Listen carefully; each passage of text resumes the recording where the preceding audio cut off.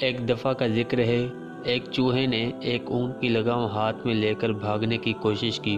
اونٹ نے یہ حرکت دیکھ کر اس بیوقوف کو اور ڈھیل دی اور اپنے کو اس کے تابع کر دیا۔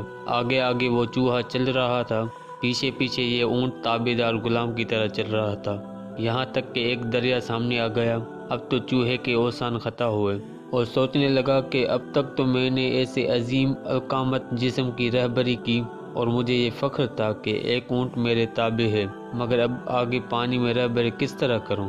یہ سوچتے ہوئے وہیں چوہا کھڑا ہو گیا۔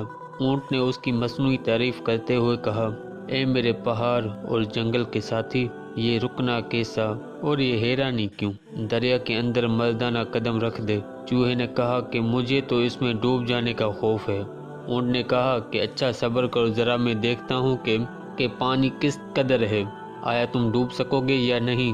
چنانچہ اونٹ نے ایک قدم دریا میں رکھ کر کہا، ارے چوہے، ارے رہبر، صرف گھٹنے تک پانی ہے، یہاں تک تو رہبری کیجیے۔ چوہے نے جواب دیا کہ جناب، جہاں پانی تمہارے گھٹنے تک ہے وہاں تو میرے سر سے بھی کئی گنا اونچا ہوگا، ذرا دیکھو تو میرے اور تمہارے زانوں میں کتنا فرق ہے۔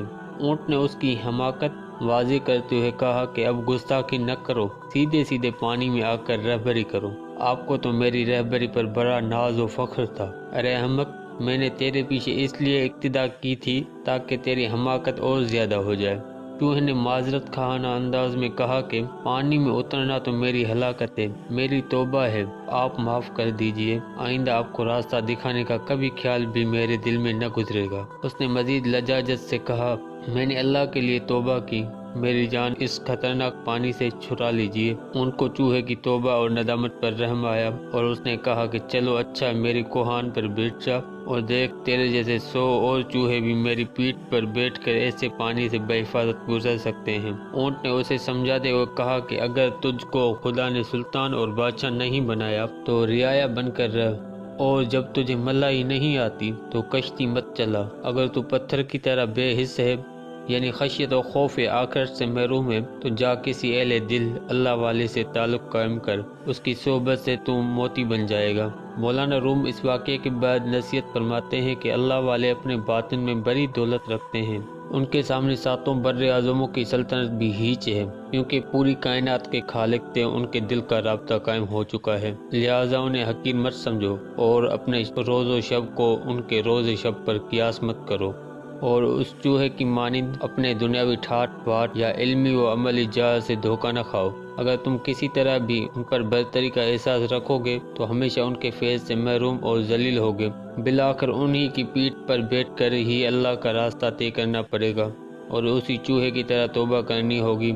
اسی لیے روز اول ہی سے اپنے دماغ سے فانی دنیا کی جاہ و عزت اور مال و دولت اور علم ظاہری اور بیرو عمل کا پندار نکال کر کسی اللہ والے سے نیاز مندانہ تعلق کر لو اور ان کی تعلیمات کے مطابق عمل کرو اور ان سے اپنے نفس کی اصلاح کرا لو۔ خوب یاد رکھو، چند دن کے بعد اس حقیقت سے تم خود آگاہ ہو جاؤ گے۔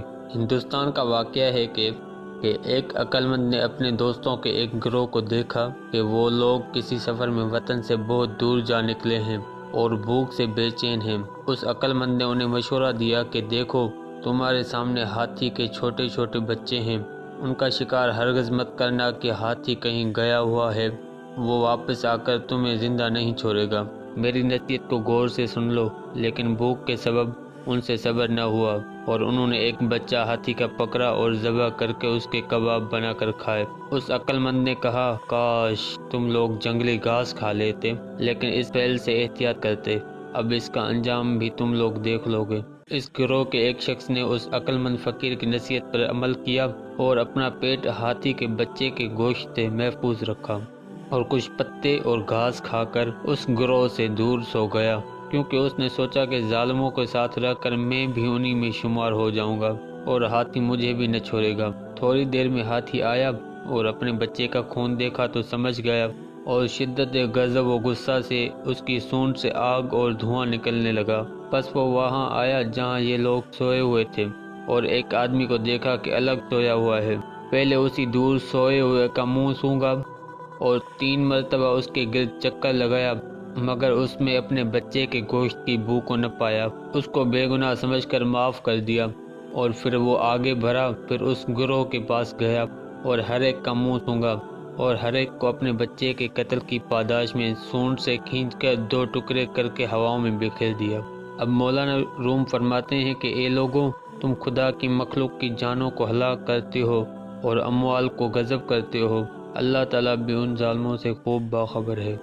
ایک درویش ایک رات بہت ہی اخلاص سے اللہ کا نام لے رہا تھا، حتیٰ کہ اس پرخلوص ذکر کی برکت سے اپنے منہ میں مٹھاس محسوس کر رہا تھا۔ شیطان نے اسے ورگلانے کے لیے کہا، اے صوفی، خاموش ہو جا، کیوں بے فائدہ ذکر کی کثرت کر رہا ہے؟ اللہ کی طرف سے تو کوئی جواب تجھے ملتا نہیں، پھر یک طرفہ محبت کی پینگ بھرانے سے کیا فائدہ؟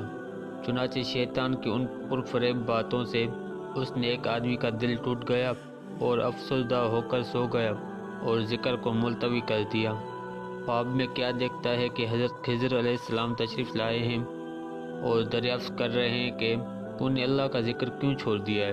صوفی نے جواب دیا کہ اللہ کی طرف سے لبیک کی آواز نہیں آتی، جس سے دل میں خیال آیا کہ میرا ذکر قبول نہیں، لہذا میں نے بے فائدہ سمجھ کر اسے چھوڑ دیا ہے۔ حضرت خضر علیہ السلام نے کہا کہ تیرے لیے اللہ نے پیغام بھیجا ہے اور فرمایا ہے کہ میرے اس بندے سے کہہ دو، اے میرے بندے، تیرا اللہ کہنا ہی میرا لبیک ہے، یعنی جب تیرا پہلا اللہ قبول ہو جاتا ہے تب دوسری بار تجھے اللہ کہنے کی توفیق ہوتی ہے، لہٰذا یہ دوسری بار اللہ کہنا میری طرف سے لبیک ہے۔ اور سنو میرے بندے، تیرا یہ نیاز اور میرے عشق میں یہ سوز و درد سب میری طرف سے قبولیت کا پیغام ہے۔ میرے بندے، تیرا میری ذات سے خوف اور تیرا میری ذات سے عشق میرا ہی انعام ہے اور میری ہی مہربانی و محبت کی کشش ہے، لہذا تیرے ہر بار یا رب اور یا اللہ کی پکار میں میرا لبیک بھی شامل ہے، یعنی جب تو یا اللہ کہتا ہے تو میری یہ لبیک کی آواز بھی وہی موجود ہوتی ہے کہ حاضر ہوں میں، اے میرے بندے، میں تمہارے قریب ہوں۔ اللہ تعالیٰ کا ذکر کرنے والوں کے لیے اس حکایت میں بڑی خوشخبری ہے۔ بس ذکر کے وقت یہ تصور بھی رکھا جائے کہ ہمارا پہلا اللہ کہنا قبول ہوتا ہے جب ہماری زبان سے دوبارہ اللہ نکلتا ہے، اور یہی دوبارہ اللہ نکلنا پہلے اللہ کی قبولیت کی علامت ہے۔ ذکر کرنے والوں کو مبارک۔ اللہ تعالیٰ ہم سب کو اپنے ذکر کے آخری سانس تک توفیق بخشے۔ اس واقعے سے یہ معلوم ہوا کہ بندے کو کبھی بھی اللہ تعالیٰ کی رحمت سے مایوس ہو کر اپنے اعمال، نماز، روزہ اور ذکر و تسبیحات کو نہیں چھوڑنا چاہیے، اور یہ خیال نہیں کرنا چاہیے کہ نہ معلوم اس کے یہ اعمال اللہ تعالیٰ قبول کرتے ہیں یا نہیں۔ اس واقعے سے معلوم ہوا کہ اعمال کی توفیق مل جانا ہی ان کی قبولیت کی علامت ہے۔